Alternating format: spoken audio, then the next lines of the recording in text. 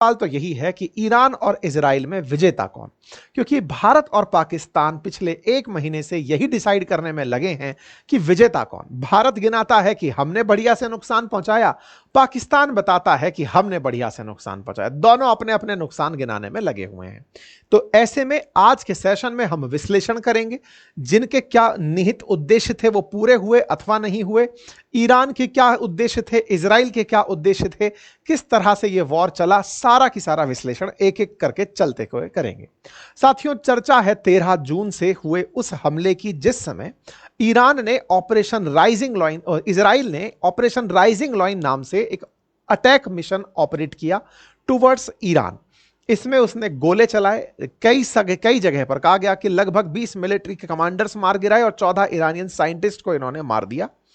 Israel ने Iran को इसलिए टारगेट किया क्योंकि उसे लगता था कि इनके पास न्यूक्लियर बम बनाने की क्षमता किसी भी समय विकसित हो सकती है।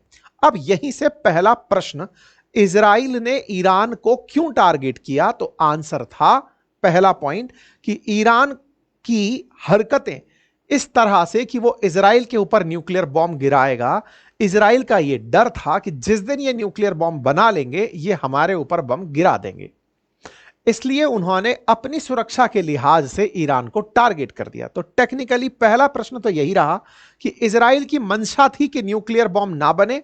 तो आज विश्लेषण होगा कि क्या न्यूक्लियर बॉम्ब नहीं बना, आगे नहीं बनेगा, क्या ऐसा कुछ हुआ, नंबर एक।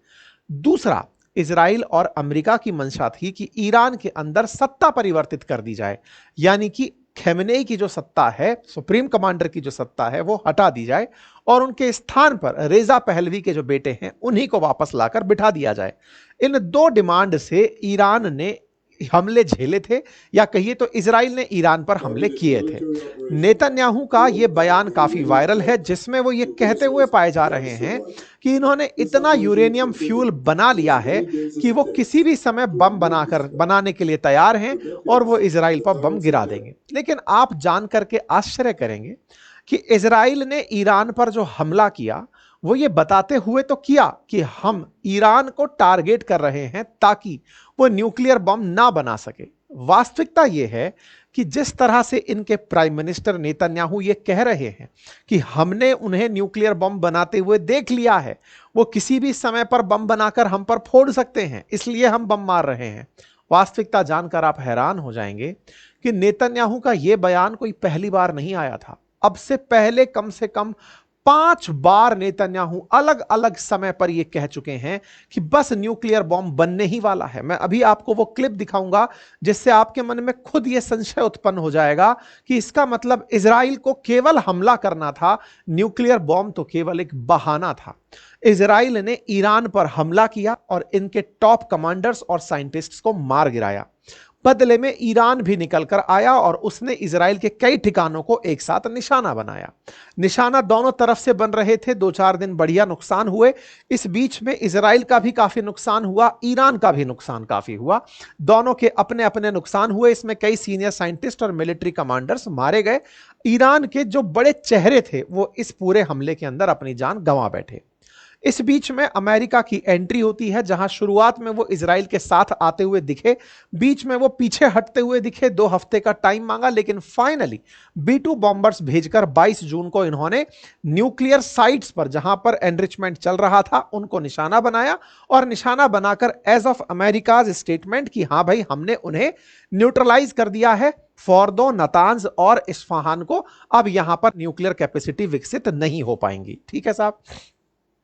Revenge would be Iran worst mistake. America उनको धमकाते हुए कि अगर ईरान ने हमारे ऊपर बदले की कार्रवाई की तो वो उनके लिए बहुत घातक होगा। लेकिन ईरान कतई नहीं माना। ईरान के साथ साथ दुनिया यह मानकर चल रही थी कि ईरान अमेरिका पर हमला करेगा। किया उन्होंने, बकायदा कतर पर अमेरिकी एयरबेस को टारगेट किया। ईरान ने ना केवल कतर में बल्कि इराक में भी कुछ ठिकानों के ऊपर गोले चलाए। यानी कि अब बात की जाए इजराइल के बाद ईरान की, तो ईरान ने यूएस बेस को निशाना बनाया, इजराइल के अंदर सिविलियंस को निशाना बनाया, कतर में यूएस बेस को निशाना बनाना तीसरे देश को इन्वॉल्व करने जैसा था, सब कुछ हुआ। तो ईरान ने जो किया वो इन दोनों के खिलाफ अपनी प्रतिक्रिया स्वरूप बढ़िया से काम किया। ट्रंप आए, आकर मध्यस्थता कराने का काम किए, मध्यस्थता करा दिए, सारी बातें हुई, इजराइल की तरफ से भी स्वीकार हुआ, इनकी तरफ से भी स्वीकार हुआ, सबने कहा, ट्रंप तक मानने को तैयार हो गए कि हां भाई सीज फायर हो गया है, सब मान गए हैं। आज के दिन स्थिति यह है कि ना तो इजराइल की वेबसाइट पर ना ईरान की वेबसाइट पर युद्ध से जुड़ा कोई भी अपडेट नहीं है। यह बिल्कुल वैसे ही था जैसे भारत पाकिस्तान जब ऑपरेशन सिंदूर के दौरान उलझे थे, बाकायदा दोनों के बीच सीज फायर हुई तो दोनों तरफ से बिल्कुल शांति हो गई। थोड़ी देर तक तो जरूर पाकिस्तान की तरफ से गोले बारूद चलते रहे, लेकिन समय के बाद में वो सब शांत हो गए थे। भारत की तरह he cease fire Iran Israel के बीच हो गया था। हालांकि इस बीच में भी क्रेडिट अमेरिका ही खाया था। अब फिर से वही स्थिति थी। इस बार ईरान इजराइल के बीच में भले ही लड़ाइयां हुई हो, लेकिन क्रेडिट के नाम पर अगर कोई व्यक्ति निकल कर आया तो वो यही थे, और इन्होंने यही कहा कि अगर मैं B2 बॉम्बर नहीं चलाता तो ये युद्ध नहीं रुक पाता। अच्छा, दुनिया भी ये बात मानने को तैयार होती है कि अगर अमेरिका B2 बॉम्बर नहीं चलाता तो शायद ईरान अमेरिका के साथ नेगोशिएशन पर तैयार नहीं होता। ये आप भी और हम भी इस बात को इसलिए मान लेते हैं क्योंकि बम गिराने के अगले दिन ही वो तैयार हो जाता है ईरान कि आइए मैं सीज फायर को तैयार हूं, अगर आप कहते हैं तो मैं सीज फायर कर लूंगा। लेकिन यह जंग तो अमेरिका वर्सेस ईरान थी ही नहीं, यह जंग तो ईरान वर्सेस इजराइल थी। ईरान वर्सेस इजराइल के ऊपर ही इसी वजह से फैसला हो रहा है। क्यों? क्योंकि इजराइल के प्रधानमंत्री नेतन्याहू जब भी यूएन में बैठते थे एक ही बात गिनाते थे कि दुनिया के लिए अभिशाप हैं लेबनान, सीरिया, इराक और ईरान। इन सबको फ्यूल ईरान की तरफ से मिलता है। ईरान के अंदर बकायदा इस तरह के सीक्रेट एटॉमिक वार हाउसेज हैं, जहां पर वेयर हाउसेज हैं, जहां पर इन्होंने न्यूक्लियर कैपेसिटीज विकसित कर ली हैं। ऑलरेडी 70% वो न्यूक्लियर एनरिचमेंट कर चुके हैं। 90% तक जैसे ही इनका न्यूक्लियर एनरिचमेंट हो जाएगा, ये तत्काल प्रभाव से बम बनाकर हम पर गिरा देंगे।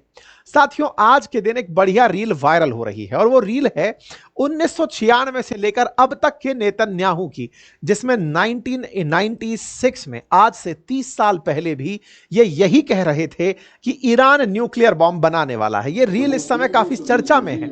Iran week away from building nuclear bomb 30 year, ये 1996 का इनका बयान है। इसके बाद में ईयर दर ईयर ये चीजें चेंज होती गई। हर बार ये यही कहते हुए पाए गए कि ये अपने गोल के बिल्कुल नजदीक हैं, ये न्यूक्लियर बॉम्ब बनाने वाले ही हैं। 2002 में भी, this is not hypothesis, it is fact, Iraq, Iran और Libya racing develop nuclear weapon. 2012 में ये कहते हैं, कुछ महीने की बात है, कुछ हफ्ते की बात है, इनके पास में इनफ एनरिच्ड यूरेनियम होगा पहला बम बनाने के लिए। फ्यू ईयर्स में ईरान के अंदर गारंटेड है। 2015 में ये कह रहे हैं कि न्यूक्लियर बॉम्ब इनके पास होगा। 2018 में कह रहे हैं Iran just comply, they go have with in a few year precisely. 2018 में भी ये कहते हुए पाए जाते हैं। दे हैव वेयर, मतलब यही पूरी तरह से 2018 का। 2019 का इनका ये बयान है जिसमें IAEA के रिपोर्ट को ये हवाला देते हैं कि ये न्यूक्लियर प्रोग्राम चला रहे हैं। 2020 में ये कहते हैं कि कुछ ही महीने में ये 2 न्यूक्लियर बॉम्ब बना लेंगे। 2025 में ये कहते हैं कि इनके पास में पूरी तरह न्यूक्लियर बॉम्ब बन गया है। नेतन्याहू के इस बयान को जबरदस्त सर्कुलेशन मिल रहा है कि मिस्टर नेतन्याहू, आपने दुनिया को ये तो बिठा दिया कि ये न्यूक्लियर बॉम्ब बना रहे हैं, लेकिन आप 30 साल से कह रहे हैं ये अब तक बना क्यों नहीं पाए? इसका कहीं अर्थ ये तो नहीं निकलता कि इजराइल के खिलाफ ईरान बयान देता है और आपको वो बयान पसंद नहीं थे क्योंकि वो केवल एक ही लाइन बोलता था, death to Israel, death to America. आपको ये बात पसंद नहीं थी, बस आपने इस वजह से ईरान को टारगेट किया। लेकिन दुनिया में आपके खिलाफ मोमेंटम ना बने, इसलिए आप सबसे यही कहते रहे कि मैंने न्यूक्लियर बम बनते देख लिए या फिर ये लोग न्यूक्लियर बम बनाने जा रहे हैं। खैर, सच्चाई जो भी हो, हमने इनकी इंटेलिजेंस पर ही भरोसा किया, माना कि साहब ये कह रहे हैं तो ठीक होगा। पहले 1 न्यूक्लियर बॉम्ब बनाने की तैयारी थी, फिर 2 की थी, अब ये बोलने लगे हैं कि 9 न्यूक्लियर बॉम्ब के बराबर इन्होंने एनरिच्ड यूरेनियम तैयार कर लिया है। चाहे जो भी हो, फिलहाल के लिए बड़ा प्रश्न यही है कि इजराइल ईरान को टारगेट क्यों करना चाहता था। कारण इसलिए क्योंकि भविष्य में ईरान इजराइल पर बम ना गिरा दे, क्योंकि ईरान अक्सर यही कहता था कि यह केवल एक बम के बराबर है, एक न्यूक्लियर बम डालूंगा जिस दिन इजराइल खत्म हो जाएगा। बस इजराइल ने इसी डर के चलते ईरान पर हमला कर दिया और इस हमले में उन्होंने टारगेट किया उन न्यूक्लियर साइट्स को जहां पर न्यूक्लियर एनरिचमेंट प्रोग्राम चल रहा था। चलिए साहब, ये तो एक पहलू हुआ। तो क्या आज इजराइल को अपना जो उद्देश्य था वो पूरा होता दिखा? जवाब ट्रंप की तरफ से आता है। ट्रंप हर जगह एक ही लाइन कहते हुए पाए जा रहे हैं कि हमने अमेरिका की तरफ से जिन जगहों पर हमला किया वहां से अब न्यूक्लियर प्रोग्राम नहीं चल पाएगा, हमने उसे बर्बाद कर दिया। इजराइल का दूसरा मत था कि वो खैमनेई की सत्ता परिवर्तित कर दें, क्योंकि 1979 से जब से खैमनेई सत्ता में आए हैं, या फिर इनकी जो विचारधारा की सत्ता आई है, खुमैनी की सरकार थी पहले, तब से ईरान और इजराइल एक दूसरे के खिलाफ हो रखे हैं। इनका मत था कि इनकी सत्ता परिवर्तित कर दी जाए। इन्होंने बकायदा किल खैमनेई तक का भी प्लान बनाया था। यह तो ट्रंप ने बीच में आकर कहा कि नहीं, खैमनेई को मारना नहीं है। ऐसे में बड़ा सवाल यह बनकर आता है कि अगर इजराइल यह चाहता था कि ईरान में सत्ता परिवर्तित करना, यह ध्यान रखिएगा, इजराइल ने बकायदा बड़ा सोच करके राइजिंग लॉइन नाम रखा था। क्यों? क्योंकि असल मायने में पहले ईरान का नाम पर्शिया होता था। उस समय इनके फ्लैग पर इस तरह से राइजिंग लॉइन का निशान होता था। राइजिंग लॉइन ईरान हुआ करता था। जब से कट्टरपंथ आया तब से कुछ इस प्रकार से कोई खंजर जैसा जो चीज है वो इनके फ्लैग पर आ गया। इसी वजह से इजराइल ने राइजिंग लॉइन नाम का जो प्रोग्राम रखा, असल में वो वाले पर्शिया की पुनः स्थापना थी जो कभी इजराइल का दोस्त हुआ करता था। तो इनका उद्देश्य इस प्रकार से था कि इनके झंडे पर जो राइजिंग लॉइन था वो वापस हम लेकर आएंगे। मतलब इजराइल की मंशा थी कि खैमनेई सत्ता परिवर्तित हो और हम खैमनेई को हटा करके नया ईरान बनाए जो कि पुराने पर्शिया जैसा हो। लेकिन ईरान में सत्ता परिवर्तित नहीं हुई। बकायदा इन्होंने प्रयास सारे किए, उनके कमांडर्स मार गिराए, उनके बहुत सारे साइंटिस्ट मार गिराए, लेकिन इन सब के बावजूद खैमनेई आज भी बरकरार हैं। इजराइल ने ईरान के अंदर जहां जहां हमले किए, चाहे B-2 बॉम्बर्स ने हमले किए, उन सभी जगहों पर इन्होंने न्यूक्लियर प्रोग्राम को खत्म कर दिया, ये क्लेम करते हैं। और हो सकता है कि अब इजराइल ये कहता हुआ भविष्य में कभी ना दिखे कि ईरान न्यूक्लियर बॉम्ब बना रहा है। लेकिन बड़ा सवाल यह है कि इनके इस अचीवमेंट के लिए क्या इजराइल को बधाई दी जा सकती है कि उन्होंने ईरान के न्यूक्लियर प्रोग्राम को खत्म कर दिया है? मैं ऐसा इसलिए कह रहा हूं क्योंकि ट्रंप आज के दिन नाटो की बैठक में गए हुए हैं।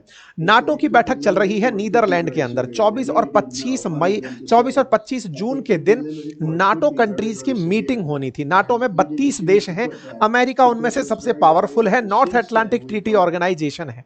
नीदरलैंड के अंदर द हेग नाम से जो जगह है वहां पर बैठक चल रही है। उस बैठक के अंदर वो सारे देश जो एक साथ हमला करने की फिराक में होते हैं, नाटो का उद्देश्य यह है। उनके बीच में ट्रंप ने संबोधित करते हुए कहा कि मैंने इंडिया और पाकिस्तान का तो न्यूक्लियर वॉर रुकवाया ही रुकवाया, मैंने ईरान और इजराइल का वॉर भी रुकवा दिया। और यहां पर ट्रंप ने अपनी तरफ से दो ऐसी बातें कही जो दोनों देशों को कतई रास नहीं आई। पहला, इन्होंने अपनी तरफ से कहा कि मैंने ईरान के न्यूक्लियर प्रोग्राम को पूरी तरह खत्म कर दिया है, और इस बात को इजराइल ने कंफर्म भी किया है। अपने आदमियों को भेजकर, मोसाद के एजेंट्स को भेजकर वहां चेक करवा लिया है। अब उस जगह पर कभी भी न्यूक्लियर प्रोग्राम नहीं चल पाएगा। यह ट्रंप का पहला रिमार्क था। ट्रंप का दूसरा रिमार्क यह था कि ईरान ने भी बड़ा तगड़े तरीके से फाइट करी। उसने इजराइल को हिला के पटक दिया। इजराइल की कई सारी बिल्डिंग्स हिल गई, जर्जरा गई।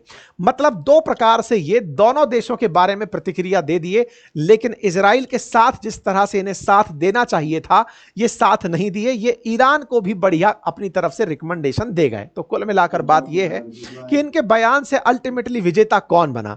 केवल अमेरिका, जिसने दोनों को बढ़िया से झगड़वाया, दोनों के ऊपर बम गिरवाया, दोनों से बढ़िया तुड़वाया, सब हुआ। लेकिन दोनों ही लोग आपस में एक दूसरे को लेकर के परेशान रहे कि कहीं इनका हाल वैसा ही तो नहीं हो गया जैसा भारत का हुआ था।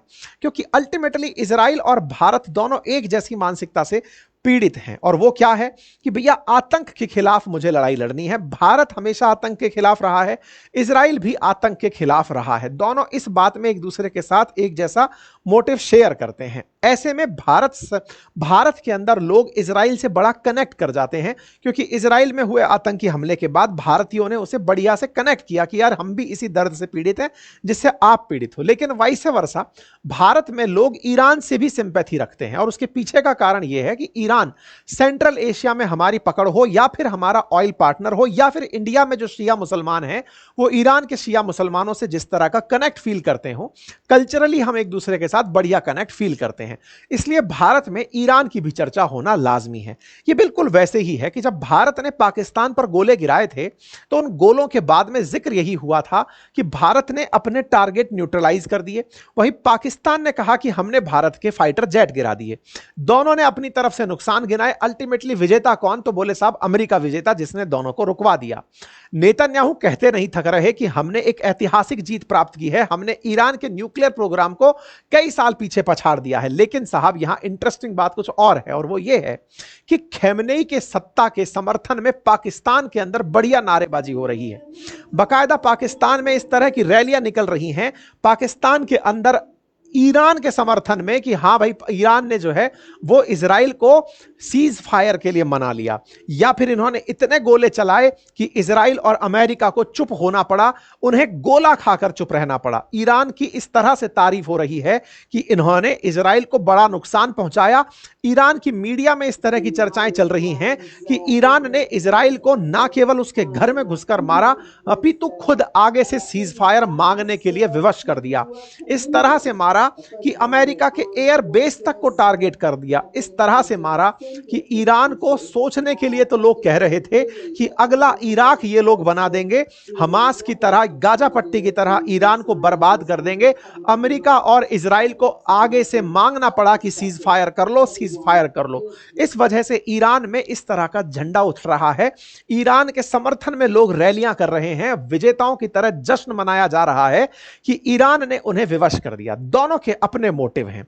जहां एक और इजराइल कह रहा है कि हमने उनका न्यूक्लियर प्रोग्राम खत्म कर दिया, जो उनका सबसे बड़ा थ्रेट था वो उसे न्यूट्रलाइज कर दिए, तो क्या इजराइल को विजेता की ट्रॉफी दे दी जाए?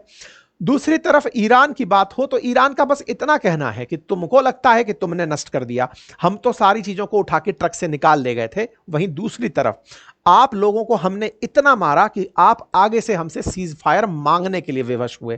पहले तो अमेरिका खुद तैयार ही नहीं हो रहा था कि वो वॉर में इन्वॉल्व होगा या नहीं, लेकिन एक बार के लिए अगर वो वॉर में इन्वॉल्व हो भी गया तो उस वॉर में इन्वॉल्व होने के बाद वो तुरंत सीज फायर की डिमांड करने लगा। इजराइल सीज फायर की डिमांड करने लगा। ये ईरान के अंदर मैसेज सर्कुलेट किया जा रहा है कि हमने उसे इतना मारा, और तो और जब हमने उसे सीज फायर के बाद भी मारा तो वो अमेरिका के कहने पर हम पर गोला नहीं चला पाया, मतलब हमने इजराइल को विवश कर दिया। अब इस बात में खुशी किस बात की है? ईरान इस बात से खुश है कि हमारा हाल बहुत बुरा हो सकता था। ये लोग हमें इराक की तरह, जैसे सद्दाम हुसैन को मारने के चक्कर में इराक को छेद दिया था अमेरिका ने, ऐसा हमें नहीं छेदे। जिस तरह से अमेरिका ने, जिस तरह से इजराइल ने लेबनान को, सीरिया को या फिर गाजा पट्टी को पूरी तरह छेद दिया है, ये ऐसा हमें नहीं छेदे। इस बात की खुशी हो रही है कि ईरान ने अपनी सहायता, अपनी क्षमताओं से इजराइल को इतना नुकसान पहुंचाया कि इजराइल खुद आगे से, इजराइल की तरफ से शांति प्रस्ताव निकल कर आया। ईरान में इस तरह का मैसेज चल रहा है।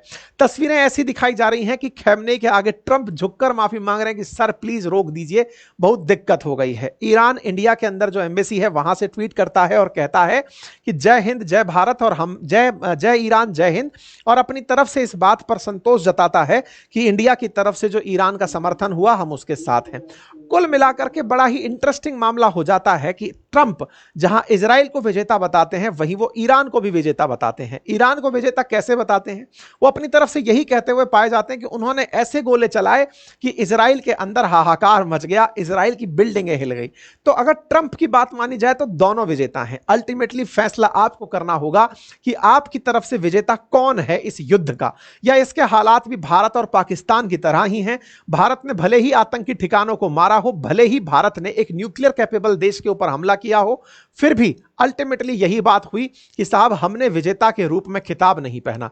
इस नैरेटिव वार में फिर से ट्रंप बाजी मारकर जीत गए हैं, और उसके साथ साथ ईरान इस बात पर खुश है और उसके समर्थक इस बात पर खुश हैं कि उन्होंने इजराइल को मना लिया सीज फायर के लिए। अब आप ही बताइए कि अल्टीमेटली विजेता कौन? क्या इजराइल जिसने परमाणु बम बनाने की सुविधाओं को नष्ट कर दिया, या ईरान जो अपने आप का बड़ा नुकसान करवाने से रुक गया, जिसने अमेरिका और इजराइल के साथ ऐसा शांति प्रस्ताव कर लिया, जिसके चलते ईरान का बुरा होने से बच गया। और तो और अमेरिका खुद ये बोल पड़ा कि तुम अब चाइना के साथ बढ़िया ट्रेड कर सकते हो, चाइना के साथ मिलकर के बढ़िया ट्रेड कर सकते हो, यानी कि ट्रेड का रास्ता ईरान के लिए खुल गया। आपको क्या लगता है दोनों में से विजेता कौन है? कमेंट बॉक्स के अंदर अपनी राय अवश्य रखिएगा। दोनों के अपने हित मैंने आपको समझा दिए हैं, जहां इजराइल का पक्ष है वहीं ईरान का भी अपना पक्ष है। आप क्या सोचते हैं? अपनी राय कमेंट बॉक्स में जरूर बताइएगा, क्योंकि ये अल्टीमेटली नैरेटिव वॉर का असर है। जैसा भी हो, अपनी राय सेशन पूरा होने के बाद कमेंट बॉक्स